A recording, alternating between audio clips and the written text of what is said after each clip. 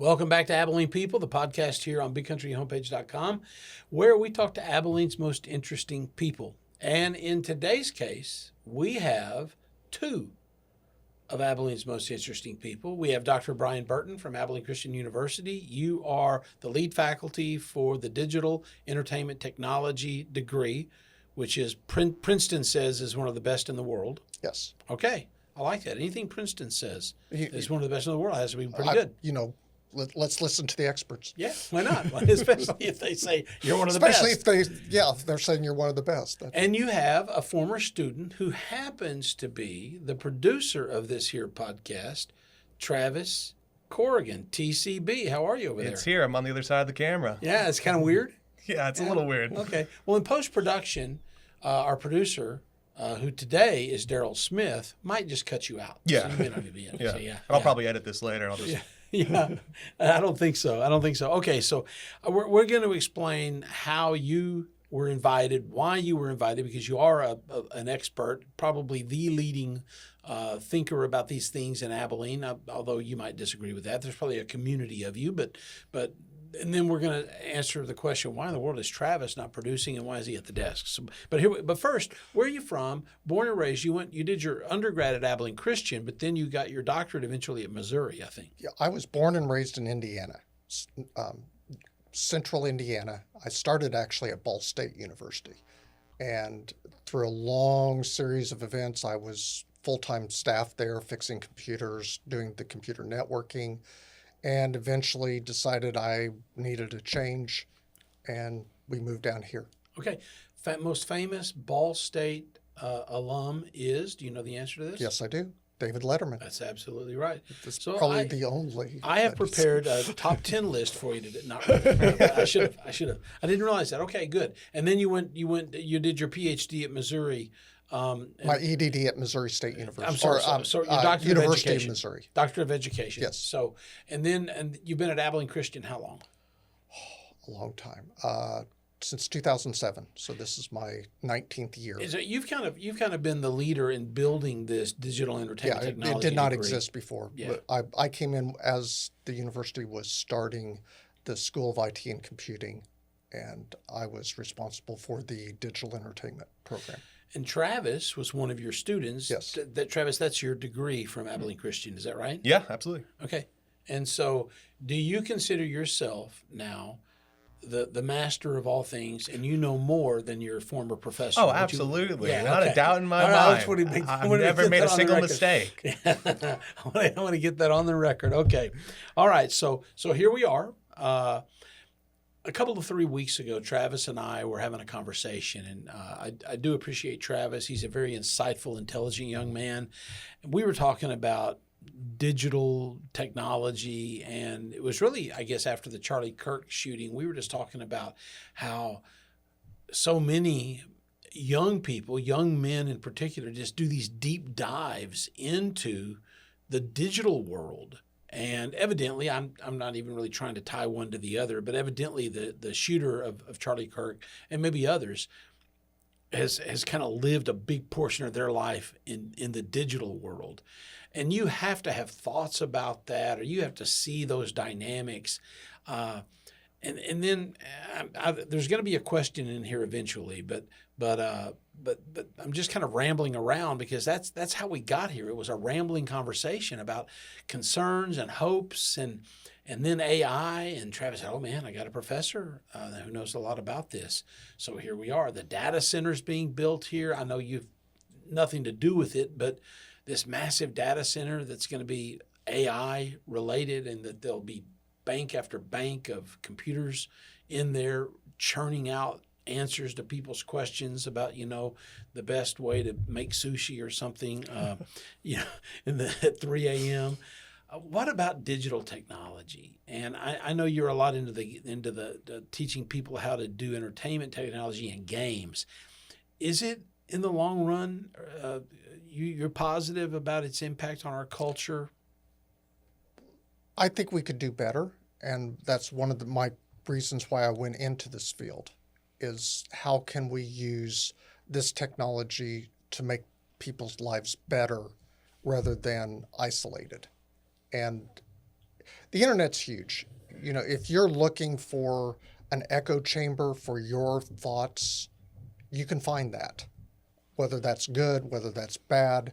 I like to think that what I'm about is creating an environment where people are challenged to be the best version of themselves. Is that your experience relative to this degree? You have those same kind of conversations? Yeah, absolutely. I think it was Serious Games was the class we did, where we learned about, the web 1.0, 2.0, 3.0, but we also learned about how to use AI to help. And this was before like the real big boom of AI in the mainstream with like ChatGPT and everything. I remember it was towards the end of my last semester, you were showing us in Visual Studio, one of our programming programs, where they were just now introducing in a beta where you could press tab to complete out code. It would automatically think of the code you were trying to create. So like when I'm writing an email and it predicts the words I'm going to say and I hit tab and it fills out the sentence, it does that in code? It would, yeah. And obviously it wasn't great all the time. In fact, most of the time I would say it probably didn't do it. At the time, it was probably about 25% correct. Yeah. It has gotten better. And just as a marker, at the time, we're talking just a few years ago. Yeah, this 2022. Yeah. And so now here in 2025, it's gotten that much better. Yes. And that's how fast things develop. It has. I think everybody is a little shocked at how quickly things have changed. Just in the last 12 months, we've seen such a tremendous change with what we're able to do with artificial intelligence, what we're able to do with creating content, for coding, for using it as a tool. It has evolved dramatically. Well, and so I want transparency here. So Travis and I, you were very gracious and shared some of the recent work you've done.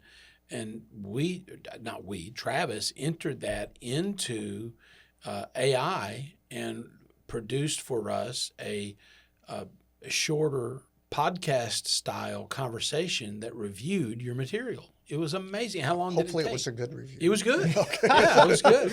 It was really good.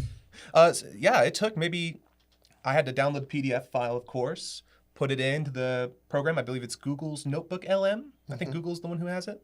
And then took maybe 10 minutes, gave me a 16-minute AI-generated podcast like you would listen to on the podcast app or anything. And it's time, again, for transparency. These two gentlemen are not even here. This is total AI. And everything that they say has been AI generated. So, but that's kind of, I don't know about the visual part of it, but relative to the audible part of it, the podcast sounded just like this kind of conversation. It was two AI voices having a conversation about Dr. Burton's work. Yeah, I'd say it's probably, in my opinion, like the best synthetic voice creator program out there. It is the most realistic sounding. 11 Labs is also considered one of the best for audio generation, but it's slightly different usage. So, yeah, but the Google Notebook LM is fantastic. And I've very realistic. So far used it for free. Yes. So far. Well, that was going to be one of my questions. Let's go ahead and go there. Is all this stuff going to have a price tag attached? Oh, it already has a price tag attached to it. So if you're getting deeper into it, right now they're in the process of trying to get to people to use it. And so if you're a student, you can get free access to the Google Pro, I believe. ChatGPT has a discount for going to Plus if you're a student. And all of them have some type of free tier just to get you to start using the tools and start becoming familiar with them. So if you go to ChatGPT right now, you can type in something and say, hey, give me a 50-word answer to this question, and it'll just do it for you, just like a Google search. The main thing is that you're at a lower priority than someone who's paying for it, and you're limited on how many, what they refer to as tokens, you can use in one day. Do you anticipate even that kind of use of a tool like ChatGPT will cost something, or will it just be, open for that introductory use, quote unquote, free? I think it will continue being free, but we'll probably see ads added to it. All right. Well, there you go. Monetize it however you can. Yes. Okay. So again, to kind of get to how it was you were invited, I just want to read from the email we sent you, and I did type this email. No AI, no AI at all. And so, if you want to say, hey, you did really well, I'd appreciate that because it really was my work. Well. Thank you. It got me to come out. Thank you. Yeah. So Travis and I were discussing topics and future guests for Abilene People. Your name came up because we'd like to have a podcast conversation about the future of digital information and its impact on our culture. Now, you said we could do better, but I'm broad stroking it. And I know cultural, anthropology isn't your field, but you have conversations with young people all the time. And that's really who we're talking about. Long after, and I'm much older than you are, long after you and I are gone, Travis and his age are going to be, carrying on. What's the world going to be Unless like for the them? AI overlords take over. Well, yeah, Absolutely. I mean, look, The basilisk is out. I keep thinking of that Arnold Schwarzenegger first Terminator movie, and yeah, is that where we're headed? Surely not. Surely not. We're hoping for the second one. Give where me some good hope. guy. The good guy comes. The good guy but he robot. still looked like Schwarzenegger, and it was very scary at first. Yeah. Okay. So I please give us some hope for what it's doing to our culture. Sure. Well, first of all, the concerns that I have. So let's start with the negative that I'm. Let's get seeing. it out of the way. Yes. Right now, 1/3 of teenagers are using ChatGPT or Gemini or one of these AI tools as a friend. They're taking their problems to the AI because they don't feel like there's somebody that they can go talk to. And so it is replacing for many people. And I would not limit this to just teenagers. I think that this is happening across the board, that we have people at all ages that are using this as somebody to talk to. When ChatGPT shifted from version 4 to version 5, people were very upset because they had formed a relationship with the personality that had been programmed into ChatGPT 4. And that didn't carry over. And that did not carry over into 5. It was such a big deal that ChatGPT re-enabled version 4. So Okay, that I want to, if I Sure. could, I just want to play devil's advocate for 1 second, but I'm thinking of somebody that doesn't have a lot of resources, doesn't have a lot of friends, and they're on that platform. Could it be therapeutic for them? I know we're still talking about some of the downsides, but could be an upside or no? That is one of the discussions that's currently happening inside of, well, I consider myself an AI ethicist. I'm concerned about the ethical use of artificial intelligence, not just the overall use of it. Love it. Tell us more about that.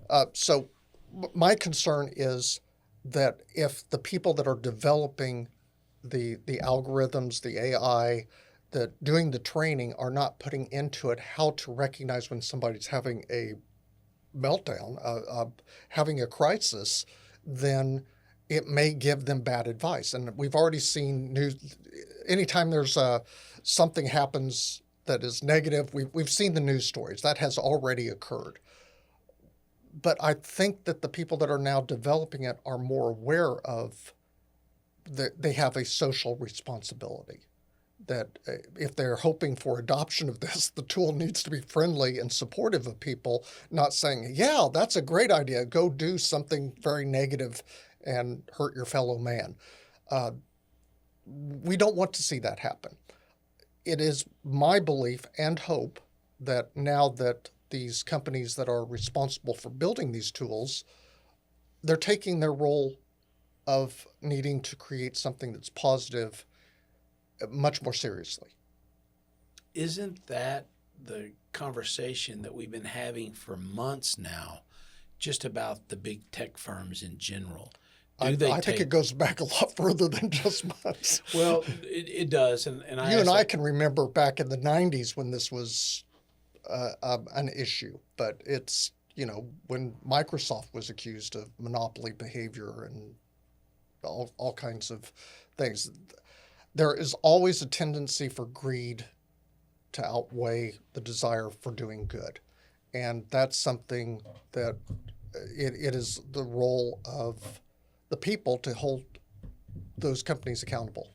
Yeah, and really what I guess I guess the reason I phrased it that way relative to the just recent months, it seems like the conversation's heated up. It has, but I think that's because of how quickly Things are changing. things are changing. The dramatic use of it, the availability of AI-controlled drones, the robotics that are happening, that are AI-driven. And as someone who's getting older, I'm actually looking forward to tools to help me around the home that I might not have been available to me 20 years, were not available to my parents at my age. Like which? For example, let's say I'm having problems with leg movement.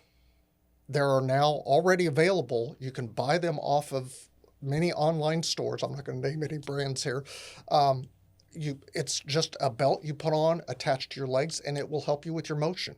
So if you've got a weak leg, you've had maybe a stroke, or you've got sciatica or something like that. Even knee replacement. Even maybe. knee replacement. There's a variety of tools, all under $1,000, that you can buy online. I've ordered one, and I'm waiting for it to come in. Unfortunately, the United States in that area seems to be lagging behind. Most of that technology is coming out of China, but they are doing amazing things as human assistants. And see, I would, as you describe that, I'm thinking more robotic. Well, it's robotics driven by AI. Okay. And I can see that some people might see there's a break in that, but it is still AI controlled. It is telling, oh, your leg is moving. This is the amount of force we need to apply. Oh, now you're walking backwards. The software has to automatically adjust and get used to you. And so it has to be trainable, which makes it more in the artificial intelligence realm. So Travis, you've grown up in a world full of digital technology. Yeah. You've never known a time that you didn't have, well, I'm assuming, didn't have a cell phone or access to a cell phone or a screen to look at, right? I was growing up in the age where they still didn't give, iPhones to 3-year-olds. Sure. Because they didn't exist yet.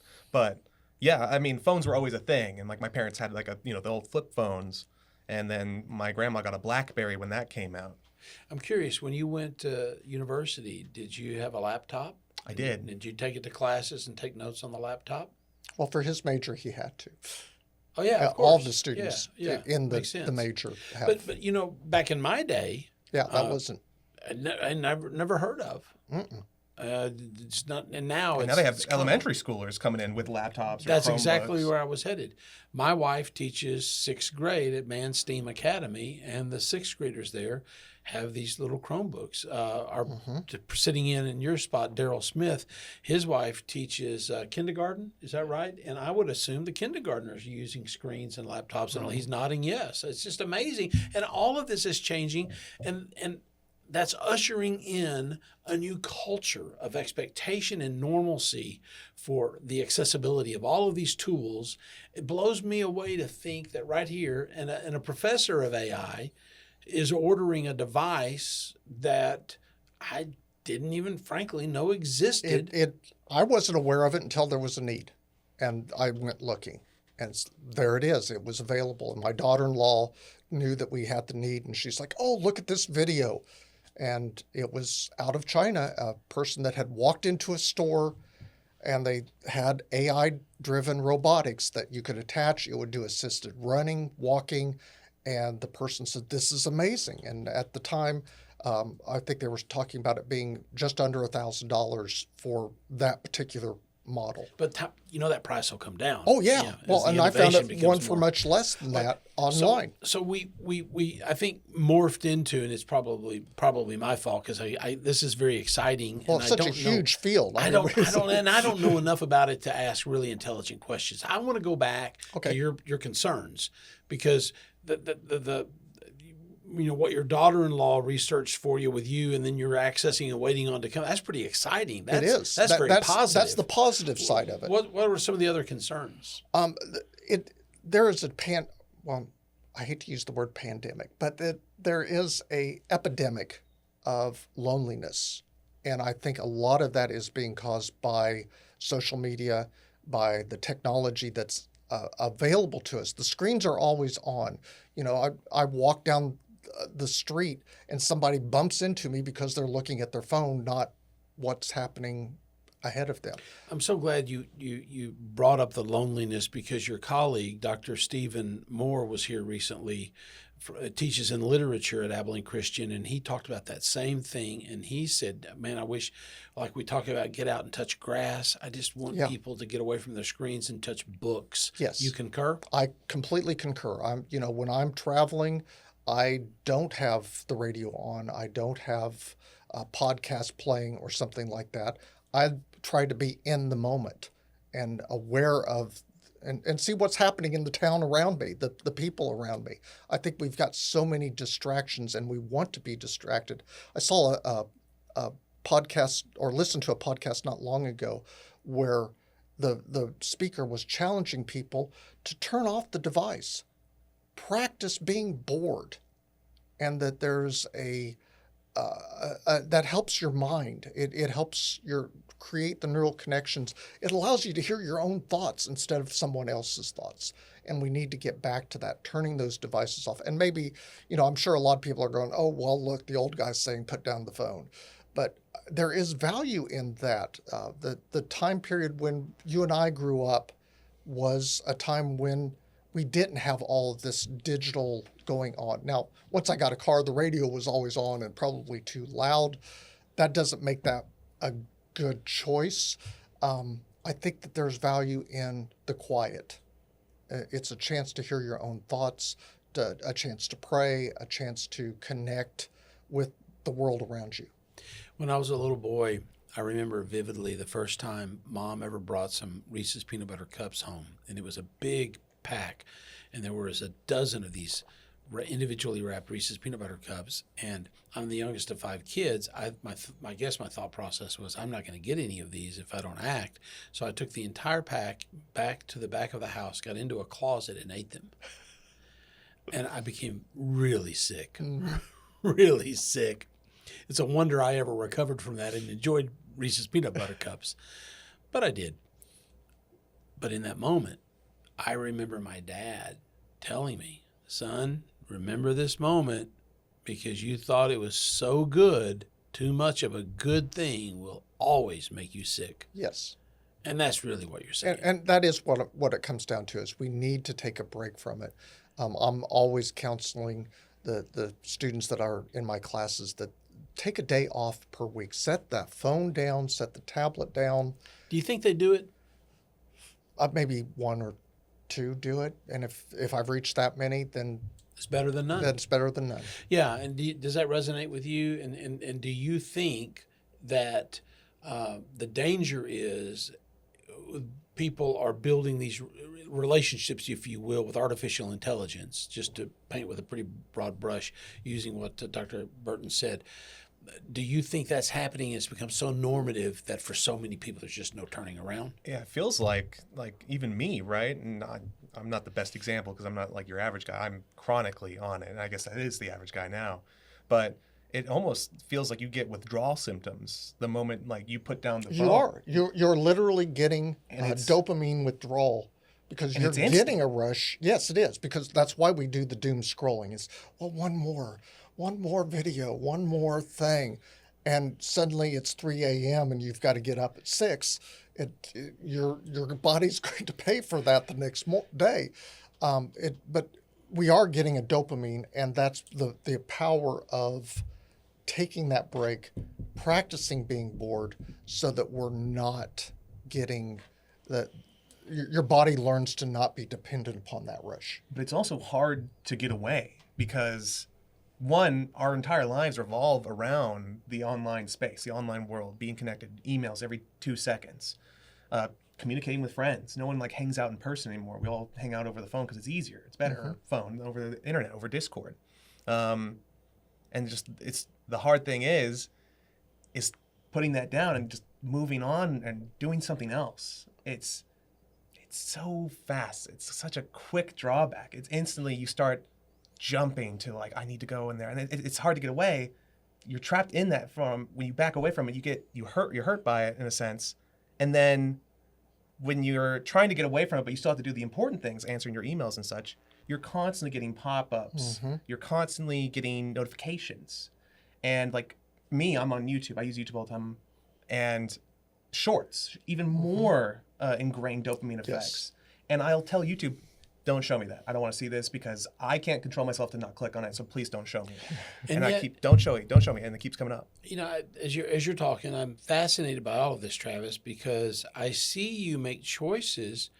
Like last year, you went to a Renaissance festival, which is a practice in going into the dark ages prior to illumination and electricity and literacy.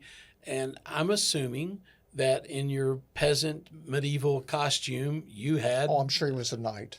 Oh, I was a peasant. He Okay. would pull out farmer peasant. guy. It was a Okay. great costume. It was impressive. If a peasant could be impressive, he nailed it. But I'm assuming you carried your phone with you. I'm assuming. I most certainly did. However, I was good about, I like the idea of getting lost in something where I feel like I can't even access my phone. That's kind of my point, and I didn't mean that as a gotcha, because I would have carried my phone. You have to, you know. You can't leave without it.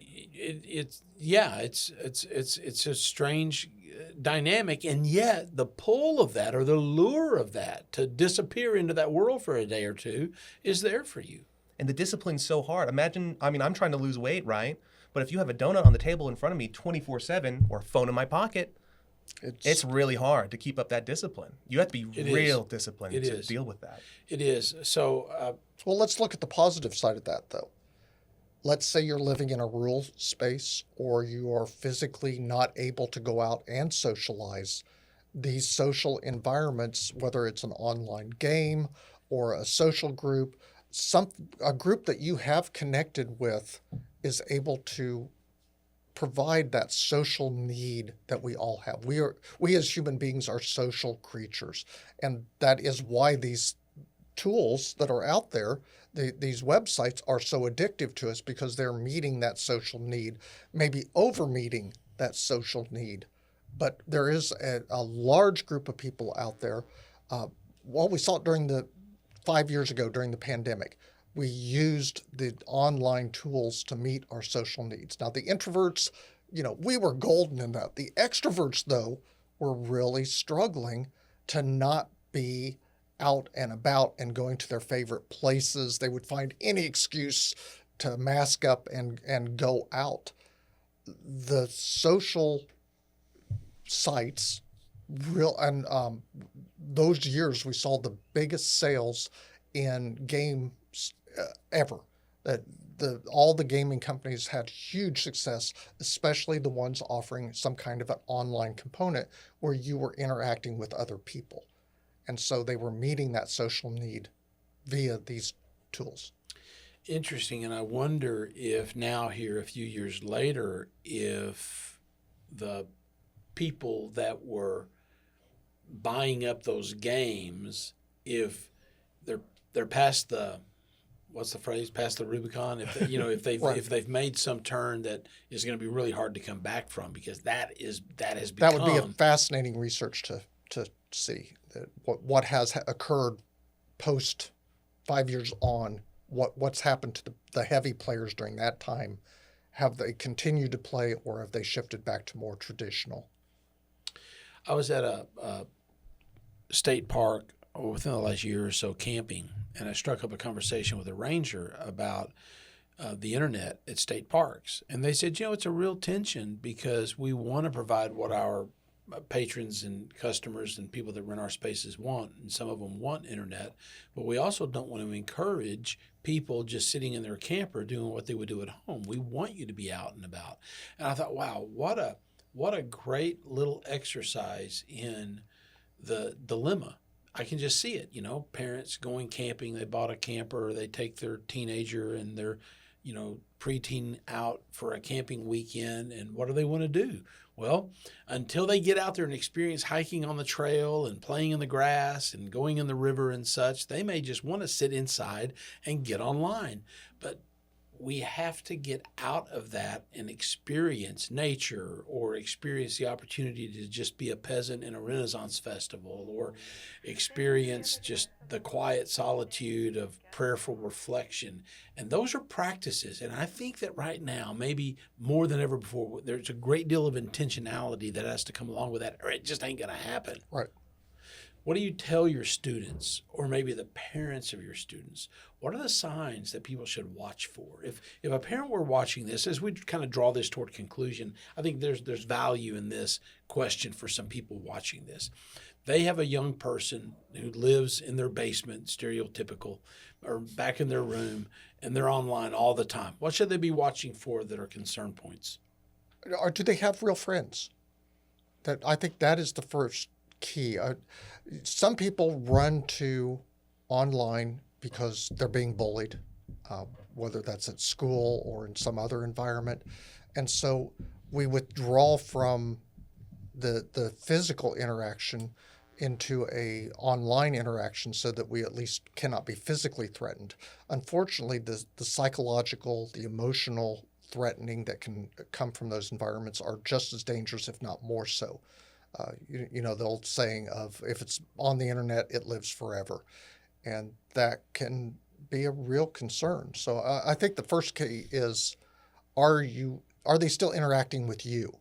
Are they participating in family functions?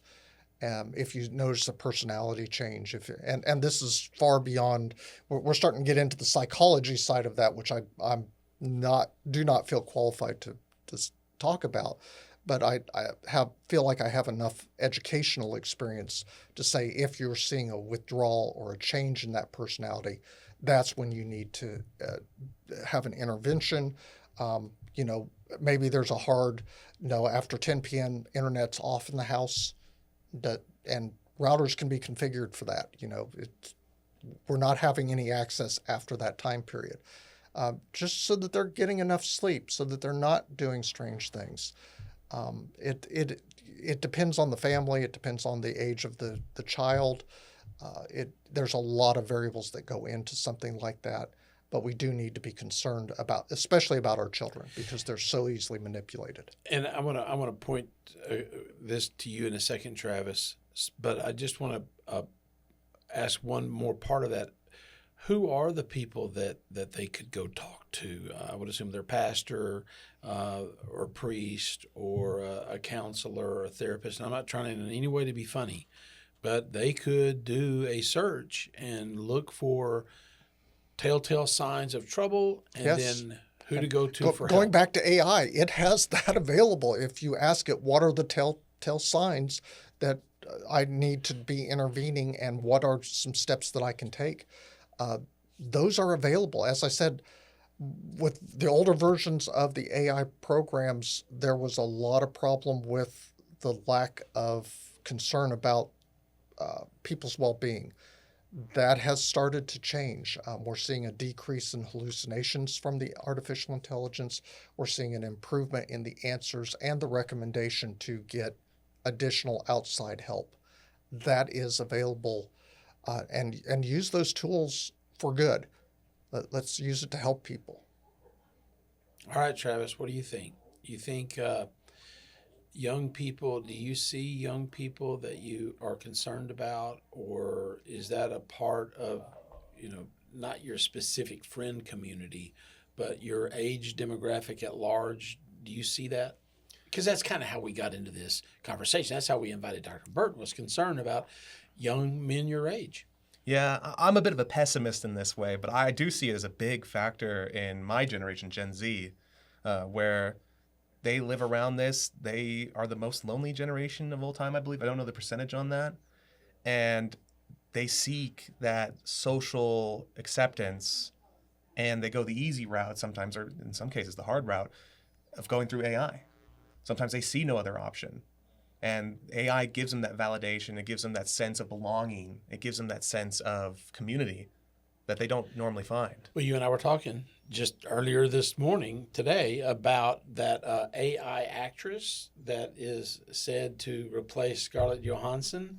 Tilly Norwood. Have you seen that? Yes. That is having a huge impact all across the Hollywood stratosphere. Okay, so what does that mean? I mean, in a practical sense, because look, we all know that that an actress has to show up on set, and the director is going to direct the actress. Are you telling me that there will be a script with other real human actors and actresses, but this one character will be totally AI and interacts seamlessly? How does that We're work? already seeing that happen. When the remakes and the updates to the Star Wars, they were using AI generated Princess Leia because the actress was no longer with us. They had to use those tools. So when the most recent Indiana Jones film came out, Harrison Ford was much older. But early in the film, he was young Harrison Ford. Is that how that worked? They were using AI to de-age him. And I don't know the exact process that they were using, but it all came down to using these tools. I'm working on an animated series right now where I've got characters that span from the time of being children and through adulthood. And so I have created all of those characters digitally. My wife and I are writing the script. We're telling the story. It's for young adults. Hopefully in the next couple of years, we'll have the books and the animated. That's my retirement plan, is that I'm going to be That's working really cool. on that Really full cool. time. So I'm using those tools. I'm using I use Real Illusion's Character Creator for it, but there's also MetaHuman, there's Ready Player Me, there's tons of tools out there where we can create realistic or cartoonish characters that allow us to interact with the environment around us. Or not, well, no, we create these characters to work inside this digital environment using Unreal Engine or the Unity game engine or just Blender. We can create animated stories that people want to watch. How AI is going to impact that, it's going to make it easier. The team gets smaller. I don't have to have 100 people working on the animation. I can do it with a team of 5 because the AI will take care of a lot of the movement that would normally go into the animation. I use one tool right now called Cascadeur, which is out of France, and it takes care of secondary animation motions. So if I've got a character doing a backflip, it takes care of their head movement, their arm movement. I'm just worried about the correct landing stance, and it handles all the secondary movements for me. That saves days of animating a 2-second animation. It dramatic. I can have it done in an hour instead of days. Those are the tools that are now available to us. It's only going to get easier. I think, and I want to give, as you said, we're wrapping up. I want to give a more positive view that we are actually entering a time period where it's going to be easier to be an entrepreneur. It's easier to not be dependent upon, oh, I got to go work at the factory. That's what my dad did. He worked at the factory his entire life building cars for Chevy. That was his life. But my mother, because he did that, she got to be an entrepreneur. And I think that we're entering a time period where it is easier because of artificial intelligence, because of the tools that are available to us, that we can be an entrepreneur. And it doesn't have to be in the digital sphere. Because those digital tools are out there, I can have a tree trimming business and the AI can help assist the bookkeeping for me, that I don't have to be an accountant. AI will help me with that. I can load it into a spreadsheet and it will help me fill in, do everything correctly so that I don't get in trouble with the IRS. There's so many tools out there for filing our taxes now. It used to be, and I'm sure you remember, there was a tax expert on nearly every corner to help you get your taxes filed. Now we go to a website or we download some software, we punch in the numbers. It helps us find where our deductibles are so that we can not get in trouble with the government. I try to stay on the down low with anytime we're dealing with something with 3 initials. I want to be on the right side of the rules. You keep saying that, and they're going to search this podcast. Oh no, It's coming. It's coming. Yeah. Well, it's funny you were talking about. I'm working on an animation, and I don't know if you could see it, but Travis's reaction was immediately a smile and looked over at you like, "I'm very interested in this." My major was DET, but specifically 3D animation. And one of my final projects was an animation that involved a person doing like a combat role and then firing a weapon. I've got an awesome combat plan for this storyline. So that AI tool sounds so good. Oh, it is so well, and I'm using the Unreal Engine to create my sets. Mm-hmm. I can have multiple cameras in there to give different angles. I can find the right angle. I can re-render it in seconds and tell the story the way I want the story told. I still own the IP. I still own all the characters. I haven't given this over to a large corporation to do this. Now, distribution, that'll be a different issue, but it'll probably be some type of social media. But it's the story is what I'm concerned about. I have stories I want to tell. I think most people do. You might remember my very first lecture is always with the student, what's the story that you want to tell? And what's your story? And most people have a story that they want to tell. The tools are out there to enable that, whether that's through writing, whether that's through animation, whether that's through song. 11 Labs recently posted a new tool that will generate music for you. Now, I'm tone deaf. I can't carry a tune in a bucket, but I can tell it, here's what I'm thinking, here's the lines of the song that I've written, a little bit of poetry. Help me generate this. And it'll ask, do you want it to be folksy? Do you want it to be pop? Do you want it to be country? What do you want it to be? And it will format it. It will output it. In minutes, you've got a 3-minute song that is usually pretty good. I made one for my grandson, and he loved it. He's 7 years old. He has his own song now, and he thinks this is the best thing ever. So the tools are out there that we can explore and use. It's finding the right tool that's going to enrich your life. So I tried to take a positive view of the future rather than a dystopian view, and encourage everybody to look that way. Let's see these tools as they really are. They are tools. And if we're going to use them for evil, we can do that. But let's choose to use them for good and make the world a better place. Can't think of a better way to end. That's pretty strong. That's pretty strong. So, Dr. Burton, thank you. You're welcome. Thank you for coming on the podcast. Thanks for having me. Yeah, very exciting. And we Travis never did Corrigan. get to Web 3. So. No, we didn't quite get there. We did it. Well, that's the next visit. Sure. We'll talk about Web 3.0, and I'm fascinated. I don't, you have forgotten more than guys like me know, and it's fascinating to talk to you. And, I've forgotten more than I know. It's fun to have Travis in on the conversation too, as a young person who went through the degree and is currently living in this world. Yes. You also positive, or are you still taking that kind of a little bit negative? I 100% agree with your last statement. AI as a tool allows me to do so much more, or at least so much more in a shorter amount of time than I ever was before. That animation, as an example, took me 2 weeks just to do just a bare minimum. And the tool wasn't out then. Now and now I search for a casketer. Now I could probably ace that final. Yeah. and get it done in a fraction of the time. So it's really cool stuff. The tools that are out there, there's so much out there now that we can use. I don't know if you saw this, but I think it was yesterday, Microsoft released a new tool inside of Microsoft Office 365 for the online version that's built into Word and Excel. And basically, you now have AI built into those tools, and you can tell it, I want to create a spreadsheet that is my business budget. I want to create a document to help me plan my vacation, and it will help you do that. Now, I see AI as iterative. You need to read it over and not just say, yeah, this is great. I was listening.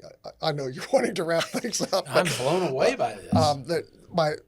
There's on YouTube, there's a class of videos that are all AI generated stories. And you've seen them. Most of them are really, really bad, but occasionally you come across one that's fun to listen to and interesting, and you can tell somebody actually interacted with the AI instead of saying, make me a story that has these characters in it, and then published it. They didn't read over it. it's the human interaction going back into what you create that makes it valuable, not what the AI is creating. There's a lot of what are they calling it? AI slush. AI slop or brain Slop. rot too. Okay, slop. AI slop, I think, is a very good name for that. And Travis and I, Travis more than me, we interact with AI for voiceovers and creating promotional spots and such. And Travis will really work with the AI voice to get it where, just well, right. And because it'll mispronounce things. Oh, yeah. You type it in how it's spelled, Yeah. and it'll mispronounce. I have So the same problem. It takes But it takes work for Yeah. Yeah, sure. there's a lot of manual like cuts. Like, oh, maybe if I just like go an old fashioned, just splice the different pronunciations Yes. together and make something out of it. You know, next time I would like to talk about Web 3.0, so let's do it again. And Sure. I want to also do a little bit deeper into the ethics and where you see those trends going. I would love to discuss I that think a lot that's an because that is such a important it's a conversation that a few people there's a what is it, the Future Institute that is discussing that. There's a small group of us that are pushing for the ethical use of artificial intelligence and defining what that is, which goes back into morality and all of the great thinkers of ethics that we have from starting with Plato and Aristotle and on down into Kant and all the great thinkers in this area. But it is such an exciting area that I think needs to be addressed much more deeply. You didn't even mention Alfred E. Newman from Mad Magazine. Well, that's another. Throw in there. Okay, so I want to give a shout out to our producer for this episode of Abilene People, Daryl Smith. I always say Travis Corrigan, but you're not. You're on that side of the. I'm on the other side of the camera. Yeah, it's really strange. It's crazy. So rather than give a shout out to TC and TCB taking care of business, I'm going to give a shout out to Daryl Smith, who has the greatest initials ever, DS. And on that note, I'm Danny Sims, your host. Thanks for being with us here for this episode of Abilene People, and we're going to do a repeat. This is version 1.0. We're going to have a conversation where we get into the ethics and talk about Web 3.0, and it will be version whatever's next. But again, thank you for Dr. Brian Burton from Abilene Christian University, head of their digital entertainment technology, lead faculty for that, and one of his former students and our producer for promotion department here at BigCountryHomepage.com, KTAP, KRBC, and Telemundo Abilene, Travis Corrigan. Thank you for being with us here on Abilene People, and we will see you next time. Thank you.